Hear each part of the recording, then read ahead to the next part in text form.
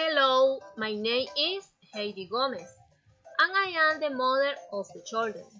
I've been married to Victor Vides since 2007, and my family and I live in San Andrés de Sotavento since 2008. I have remembered a beach experience. I remember we planned to go the beach with friends over the weekend.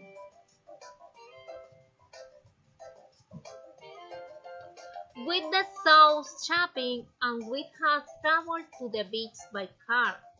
We reached the beach and we said hello. At lunchtime we went to eat. We finished lunch. With my oldest son has risen and has best loved among the people.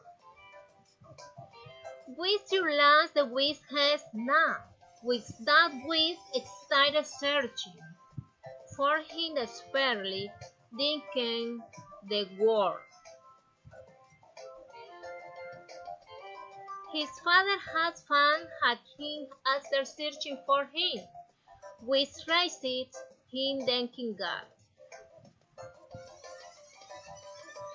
It has been a with Luis's invaluable experience that I'm not for hard share.